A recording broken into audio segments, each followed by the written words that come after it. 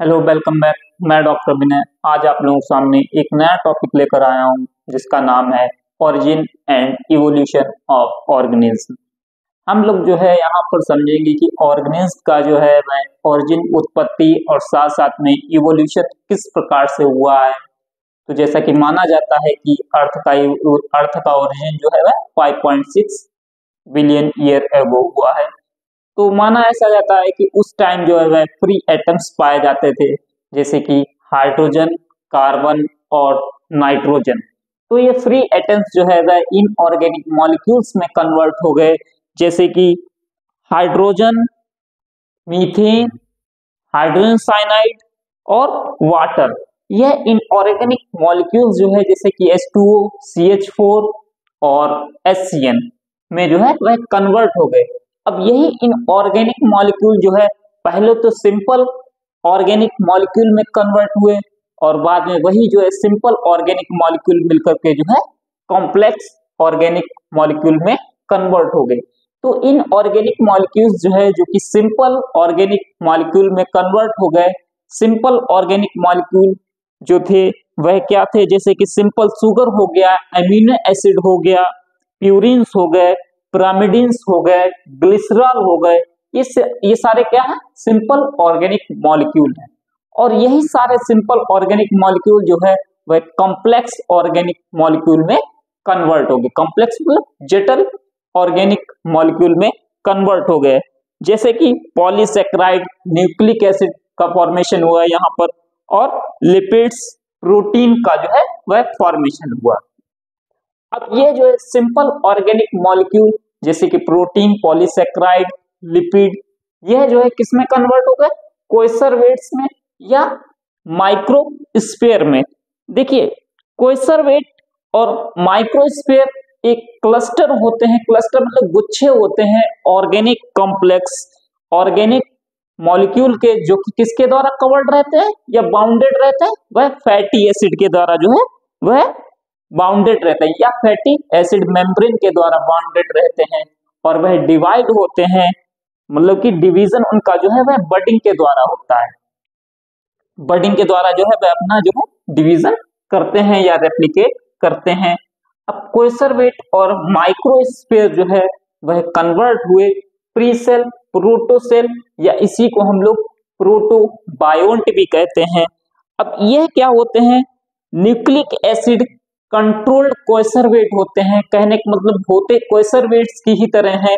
कोएसरवेट हमने आपको बताया है कि कॉम्प्लेक्स ऑर्गेनिक मॉलिक्यूल होते हैं जो कि कवर्ड रहते हैं, किसके द्वारा कवर्ड रहते हैं, फैटी एसिड मेम्ब्रेन के द्वारा, और अपना डिवीजन करते हैं बडिंग के द्वारा। और ये जो प्रोटोबायोन्ट या प्रोटोसेल या प्रीसेल होते तो कोएसरवेट्स ही हैं, लेकिन ये न्यूक्लियर कंट्रोल्ड होते हैं कोएसरवेट, यानी कि इसमें जो है न्यूक्लियस पाया जाता है, कह सकते हैं।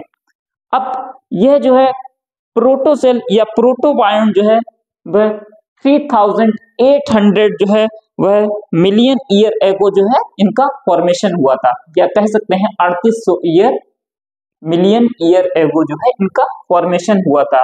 अब इन्हीं प्रोटोबायोन्ट से जो है वह फ्री पॉलीन्यूक्लियोटाइड का जो है वह फॉर्मेशन हुआ था।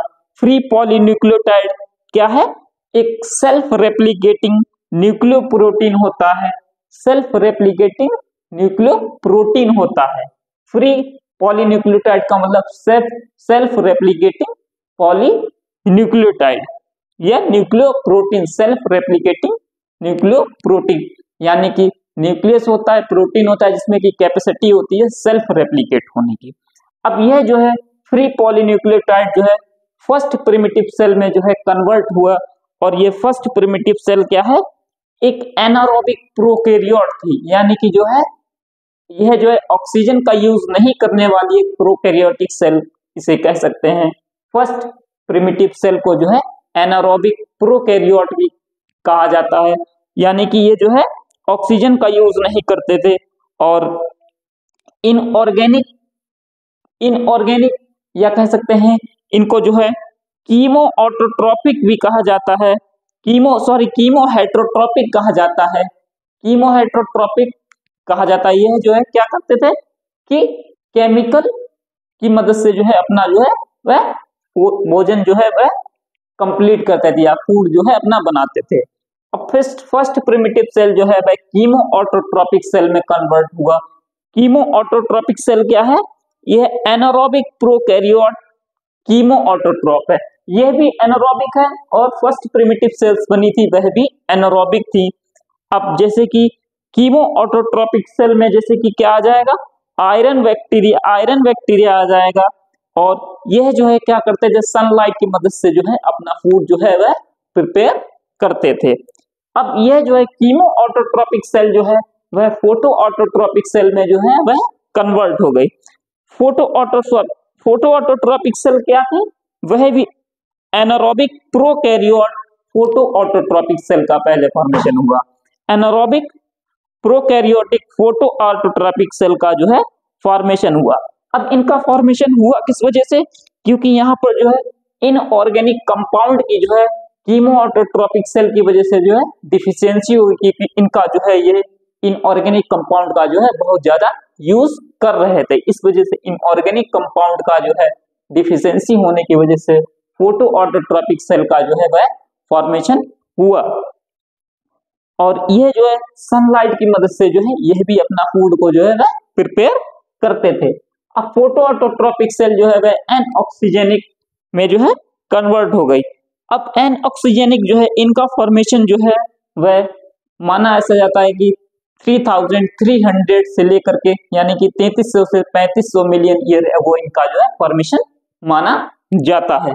यह जो है क्या करते थे, एनऑक्सीजेनिक जो है वह फोटोसिंथेसिस के लिए जो है वह रॉ मटेरियल जो है वह वाटर को जो है नहीं यूज करते। जैसे कि फोटोसिंथेसिस में क्या होता है, रॉ मटेरियल वाटर और कार्बन डाइऑक्साइड।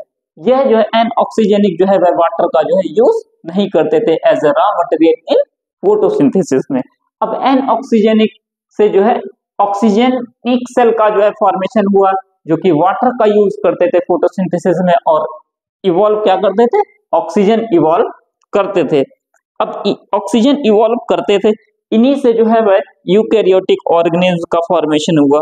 अब यूकैरियोटिक ऑर्गेनिज्म का जो है वह फॉर्मेशन जो है 1600 मिलियन ईयर एगो जो है इनका फॉर्मेशन माना जाता है। अब 1600 मिलियन ईयर एगो जो है इनको फॉर्मेशन माना जाता है। यूकैरियोटिक ऑर्गेनिज्म जो है वह होते क्या है? यूकैरियोटिक ऑर्गेनिज्म जो है वह मल्टी सेलुलर ऑर्गेनिज्म है, जो कि जो है किसके कैसे बने? इंडोबायोसिस के द्वारा, यानी कि जो है इनका फॉर्मेशन जो है वह इंडोबायोसिस के द्वारा हुआ। अब इन्हीं से जो है वह सिंपल लैंड प्लांट का फॉर्मेशन हुआ है। 459 मिलियन ईयर एगो जो है सिंपल लैंड का फॉर्मेशन हुआ है। तो इस प्रकार से ऑर्गेनिज्म का जो है वह ओरिजिन और इवोल्यूशन हुआ है। आशा करते हैं कि आप लोगों को जो है ये origin and evolution of organism जो है वह टॉपिक अच्छे से समझ में आया होगा। हो सकता है हमने थोड़ा सा जो है फास्ट पढ़ा दिया हो, आप जो है वीडियो को थोड़ा सा जो है स्लो करके भी जो है वह देख सकते हैं। वीडियो अच्छी लगी हो तो लाइक करें, चैनल को सब्सक्राइब करें और अपने दोस्तों के बीच में शेयर करें। जय हिंद, जय भारत, थैंक यू।